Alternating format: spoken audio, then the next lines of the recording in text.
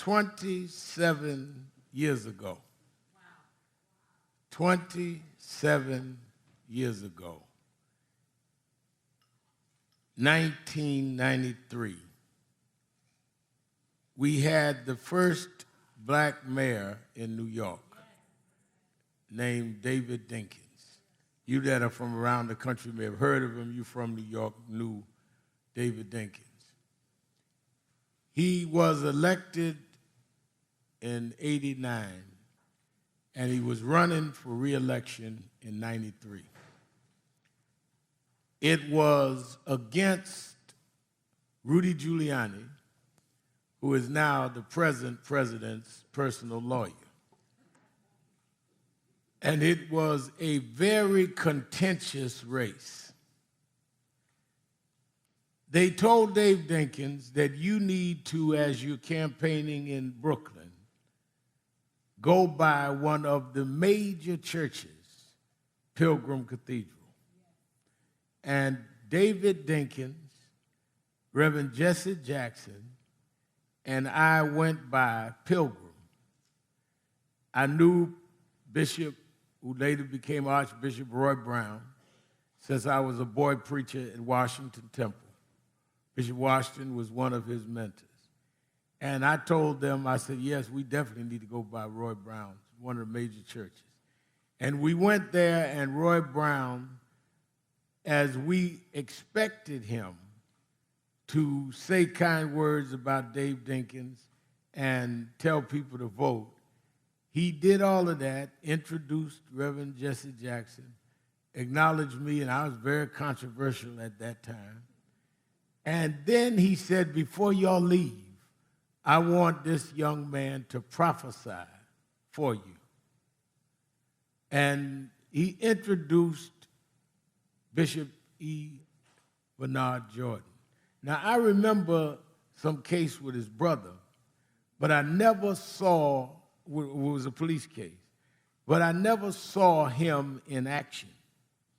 And he got up 27 years ago. Mother Jeffries, give her a hand, she's come. Dr. Rosalind Jeffries, one of the pillars of our community.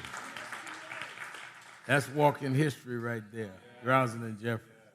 And he began prophesying, and he then turned and looked at me, Bishop Jordan, and prophesied. He said that you are despised and you are controversial, but you will see another day. And he prophesied everything that later came.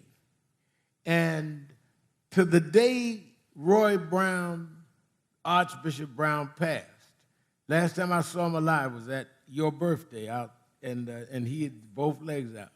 And he said to me, Jordan told you, no one could have ever seen what God had in store for me, including me, unless God talked to him. So when people ask me why they see me on live stream or whatever talking about Bishop E. Bernard Jordan, they think it's, well, because some members of National Action Network go to Zoe, and they do, or because we've done things together, and we do. It's because I know personally what his prophecy did for me. Because there's something about when a prophet pours into you, something in you connects. And if you don't have that connection, it's because you are not spiritually alive yourself. You could have the most expensive laptop in the store, but if you don't get connected to the internet, you can't get the information. People walk around with big laptops, but don't know how to connect. You know, my daughters are into technology. They had to show me how to connect stuff. I'd be messing up everything. And they said, Dad, you can watch it on Netflix. Well, how do I get Netflix? How do I get this? Well, the connection is through the prophet, because God connects through people to you. So there will be people that will say to you, well, I don't know why y'all are dealing with this prophecology, and I don't know all of this, because they're not connected. So how can disconnected people appraise your connection?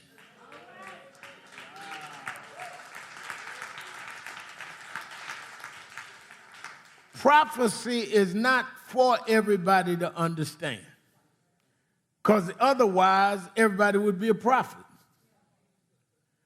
Everybody that God used in the Bible, God also assigned a prophet to them, to the age they were in, or they were prophets themselves. David was a great man, beat Goliath. The whole Israeli army was scared of Goliath. How could this young boy take a slingshot and stones and beat the Philistine that everyone else feared? But as great as he was, he needed a Nathan to be his prophet. You can't be king without a Nathan. Because in every king there is a weakness. And the prophet is who ministers to that weakness and that blindness and that insecurity. Right now, everybody here at this conference has things in them that they brought from their childhood, scars, wounds. You behave certain ways even that you may not understand, that you may not have come to terms with. And that's why you need a prophet that can go to the scars that you have disguised the pain from. That's why sometimes when he's ministering, you'll break down in tears and don't even know why you're crying, because he hit stuff that you disguised, that you had almost convinced yourself you forgot. But he hits home. That's a prophet. Preaching, get up and just give you a scripture and, moan and groan, whoa, and we all entertain. But we go back with the same scars. A prophet, as he was to me at Pilgrim that night, takes your scars and turns them into stars.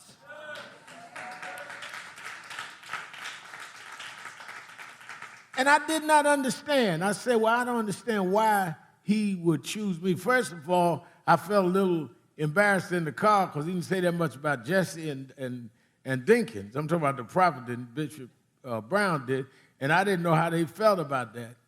And but later, years later, he prayed for Reverend Jackson and said, I want you, and he and I went to Chicago. And he said, I want y'all to put your hands up, and he prayed and did a passing. Nobody knew at that time Reverend Jackson would get ill like he is now. He's got Parkinson's, and we've been praying for him. But the prophet saw that what I'm saying to you is that I'm not here because I didn't have nowhere else to go. I'm here because he saw where I was going when I could not see myself how you go there. And that's the difference between prophecy and regular preachers and fortune tellers. There's fortune tellers that ain't prophets. Fortune teller can tell you, well, they used to have them on radio that would tell you, preaching fortune tellers, said, send me $100, I'll tell your wife's name. You already know your wife's name. Prophets deal with the core of who and what you are in the times in which you are. So now this conference is at a time that the whole world is in turmoil. And the question is, can you see through darkness and cloudiness and misty? Everybody you know is all messed up. I went to bed last night. They woke me up about 10 o'clock. I tried to go to bed early because I work out early in the morning. And they woke me up and said, the president just killed a man over in Iraq from Iran, the general, and the whole world is on the verge of something. And if you are not grounded, then you will react to everything rather than know how to keep acting through it all. That is why the timeliness of this conference is important, because you're about to see such instability and such raucous behavior that if you're not connected and grounded in a prophetic word, you will not know what to do. You don't judge the strength of a tree by how tall it is. I remember when they had the forest fires out in the state of Washington many years ago, and we went out to see how to help those people with those fires. And Reverend Dr. Joe Lowry was with us. He asked the guide, he said, well, let me ask you something. He said, I see all these miles of trees that's been knocked down by the winds and just seem to be just totally a wreck for miles. He said, but I see these trees over here that seem totally unperturbed. And he said, oh, those are redwood trees. He said, well, what is the difference between those trees and the redwood trees? He said, you don't judge a tree by how tall it stands. You judge a tree by how deep its roots run. Redwood trees are here in Washington, but their roots run all the way down to Iowa. And the reason why a lot of us are lost in the middle of all of this is we are not rooted into nothing. So any wind will blow you away because you look good on the outside. Got nice barks, got nice leaves, all of that. It didn't even a hurricane, just one good thunderstorm, and you bare and naked. You ever see a beautiful leaf on a tree? How many of you ever seen a beautiful leaf? You seen one this fall? Go see if you see the same beautiful leaf next fall. That leaf is gone. But the root of the tree is still there. And you need prophecology because you need your roots to run deep.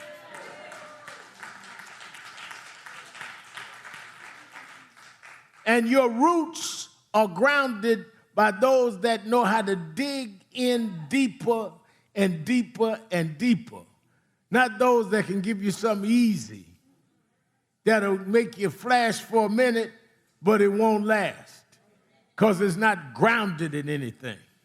So that's why it didn't matter whether we went one way or another. Whatever happens, if you're grounded in something, this is the grounding area that you need to have. We're in times where those that are not grounded are going to get blown away. And those that are not grounded will wither away. Because we are in some very crazy time. We don't know what's going to happen with Iran now. We don't know what's going to happen with the election. One minute they're going to impeach. One next minute they're not going to impeach. One minute they're going to do this. One minute. You got to be stable and grounded and rooted. That's how our forefathers made it, because they could see what was not apparent. And what we have given up is the spiritual eye. That's why I love that Bishop said, let us refocus our spiritual eye. Do you ever think about it was against the law? I'm not talking about it was a custom. It was against the law for us to marry. It was against the law for us to raise our children as ours. You couldn't name your child after you. It had to be named after your boss. You was sold to one state, your wife another state, your daughter another state, and you never ever reunited. You could not by law read and write. If they found a white teaching a black how to read and write, they'd lock him up, if that, might hang him. How did we survive all of that? I mean, in all the history of the world, there was no slavery like that. Israelites always knew they were Israelites. They always knew their mom and daddy. We were the only ones that were totally broken down. The only thing they couldn't take from us was our spiritual life. Because that connection that I started with, if they couldn't break that connection, we could survive the oppression. And the miracle is that we survived it and are still here. Because that connection was there. The connection was so deep that one slave master that was doing slave trade, he could not understand how these slaves down at the pit of the ship, shackled together, leg shackled, arm shackled. If they had to go to the bathroom, had to go on themselves. One died, he just keeled over, still shackled to the one next to him. Yet they kept humming this music. In the middle of that, guy on your left dead. Guy on your right done urinated all over himself, and you keep humming all the way through the tumultuous Atlantic. How can you hum that? Because I'm connected, and your connection is not broken by the things around you. And finally, as they got halfway across the Atlantic, still humming, they ran into a storm. And the man said, we got to balance the ship. We don't know what's going to happen. And the trader, John Newton, said, cut them shackles off the slaves and let them help us. And they helped save the ship through the storm. And he thought they would kill him because of how they all perished out there, some of their friends. And they spared him. And he wrote lyrics to the humming that they was humming all the way across the Atlantic called Amazing Grace. That's what it, see, Newton wrote the words, but the slaves wrote the melody.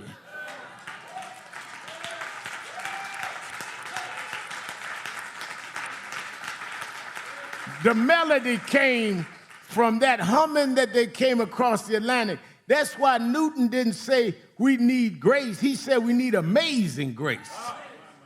There's a special kind of grace, amazing grace, when you got no money, but you know that God will make a way. Amazing grace. When you come from a dysfunctional family, but you learn how to function anyhow. Amazing grace. When they deny you everything, but God exalts you anyhow. Amazing grace.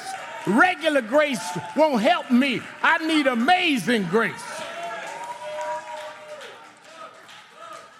If I came from a different background and a different family history, I could go to one of those nice sedity churches and sing some of them nice, calm hymns, but I come out the gutter. My daddy left when I was a little boy. My daddy never came back, never came to one of my graduates. I needed amazing grace. So when I could walk in Obama's White House or walk and speak at Oxford University, I can hum the slave's melody. It was grace that brought me safe this far.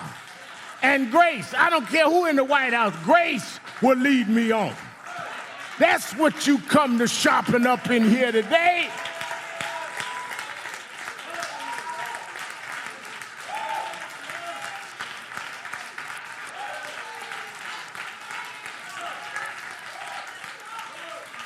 Don't look just to articulate pain.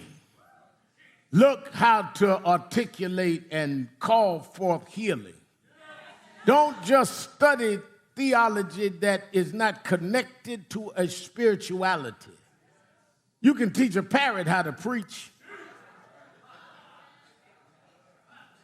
Get you a good parrot and whoop, oh Lord. And the parrot will go, oh Lord. But a parrot don't know how to take misery and turn it into joy. A parrot don't know how to take brokenness and connect the broken pieces and make it work anyhow. That's why you need to get your spiritual eyes. You go to the eye doctor to get your glasses, they first got to look in the pupil and see what it is that is in your vision. And they then adjust the lens to your vision.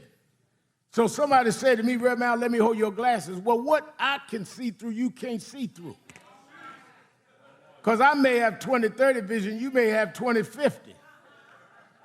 So what are you here for? You need the prophet to adjust the lenses to fit you. And you may want to get that adjustment for nothing. Anything you get free ain't nothing. If Jesus paid the price, who gave you the reduced free bill? Well, I ain't going down there. They're going to ask me for some money. So you're supposed to get all the divine will of God, and he didn't let his son do that without nothing. Jesus Jesus was born in Bethlehem, Jesus. He became Christ when he went to Calvary and rose again. You got to pay a price to become Christ. And you can be Christ-like if you pay a price, but you got to get the lenses straight to fit you. And once you walk out of here with your lens straight, you will see things you never seen. There's always been there, but you couldn't see it. Your blessing's there, but you can't see it. Your deliverance is there, but you can't see it. Your inspiration is there, but you can't see it. That's why when Bartimaeus was by the side of the road and said, I want to talk to Jesus, those that was around Jesus said, it's just a blind man begging. How you know he's a beggar? Because he was sitting there just asking for money. And when somebody told him Jesus of Nazareth was coming by, he had enough sense to interrupt the proceedings. That's part of the problem a lot of us got. We too proud. We don't want to interrupt nothing. But Bartimaeus started yelling and screaming like an activist, Jesus, Son of David, come see about me. The protocol officer said, wait a minute, shut up now, Jesus, we got a schedule. He on his way to Jerusalem in a few days. They're going to do Palm Sunday. He ignored him. He said, Jesus, Son of David, come see about me. They said, we told you now, blind man, go on now. He said, Jesus, Son of David. Why did he say Son of David? He said, I want you to know I'm not just gambling on something. I know who you are. So I'm going to give your title, Son of David. Your lineage goes all the way back 1,000 years to David. And if you are the one they say you are, come see about me. And Jesus stopped, because when you call them with the connection that you know that you're connected to the ages, when you got this connection to the ages, to the lineage that Prophetess Jordan talked about, you have to turn around, and Jesus turned around and said, of what is it that you want from me? That's the second problem, and I'll let you go. Most of us, when we get the attention of God, don't know what we want. I listen to folk pray. Lord, I'm glad. Thank you for another day. You blessed me. You touched me. Help me, Lord. Help me, Lord. Well, help you do what?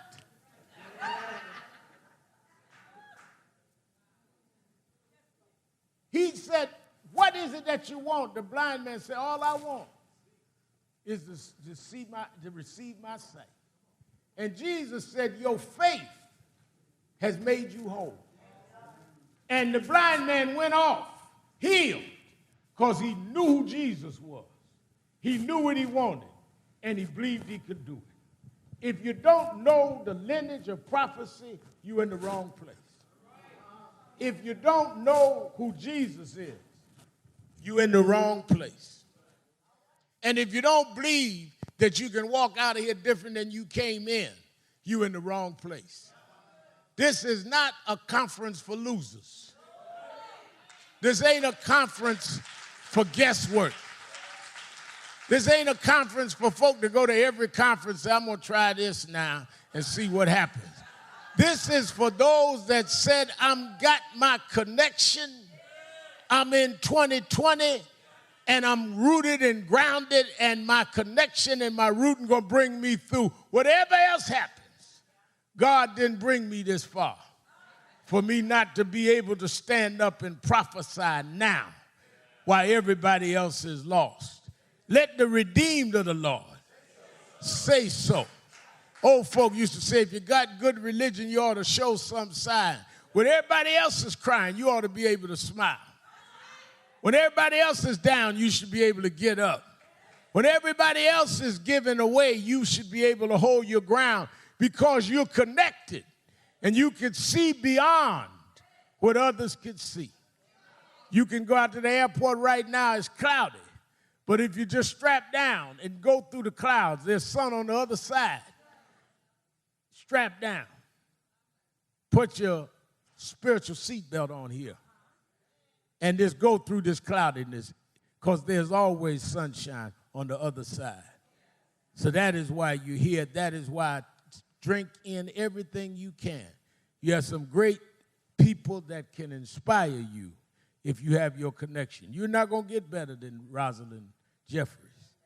You're not going to get no better than Leah Daughtry.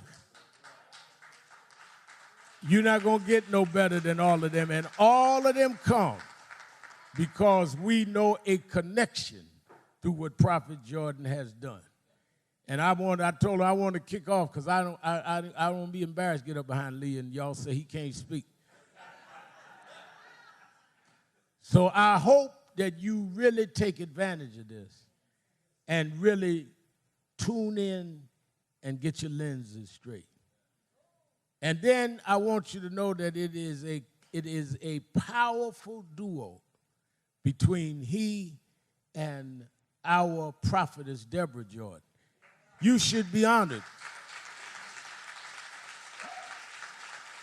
You should be honored to be part of her birthday tomorrow because God gave us an example with the two of them built a ministry from nothing. And they built it and took their tax from people, discounting them. Every organization he and she was in, they had to deal with envy and jealousy. But that's a sign of a prophet.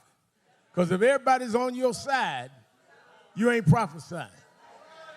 Every time he would be part of something, they would say, oh, they trying to take over. What's that stuff? And they ain't said nothing. Your presence intimidates losers.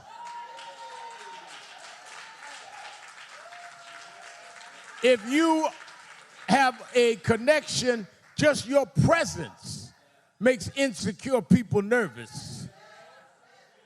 You ain't got to open your mouth. Just walk in the room. And they can feel you before they can see you. They say, somebody just walked in here. I just feel it. The atmosphere changes. The molecules lining up differently. That's that connection. And you can have that too if you tune in and submit to what is already in you. You got the laptop, you just don't know the password.